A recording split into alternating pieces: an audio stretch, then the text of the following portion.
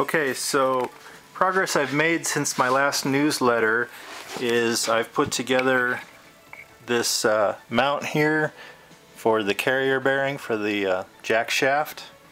And so I fabbed all this up. This piece I purchased from V8R. He does the Fiero engine swap parts, and I actually had to cut that off though to make it work for what I'm doing. I still have to fabricate a bracket to attach the this bolt hole here on the engine to the bolt hole on the transmission. That's the only bolt that doesn't line up. And this is the MR2 master cylinder, the clutch master cylinder. And as you can see, I've rigged up a hose, and this is the GM piece that plugs into the hydraulic throwout bearing on the transmission.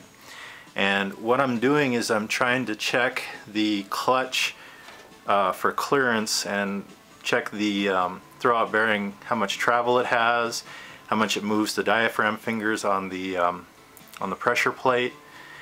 And I had to kind of mock up a spacer to go between the stock flex plate that's attached directly to the rear of the crank, and the spacer goes between that and the aluminum flywheel.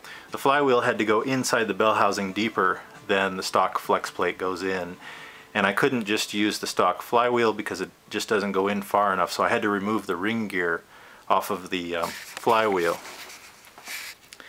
So the spacer that's in there now is just a mock-up kind of a spacer. It's just a stack of washers. And so for you guys that are thinking of doing a project like this, don't you dare use a stack of washers as your spacer for your final version. For me, this is fine because the engine isn't going to be running or anything like that. I'm just going to actuate the clutch throwout bearing with the MR2 master cylinder here.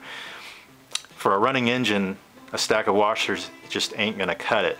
You have to have an aluminum spacer made that looks kind of like a wheel spacer. It'll have a bunch of holes in it, it'll be round, and it'll just go between the flex plate and the flywheel.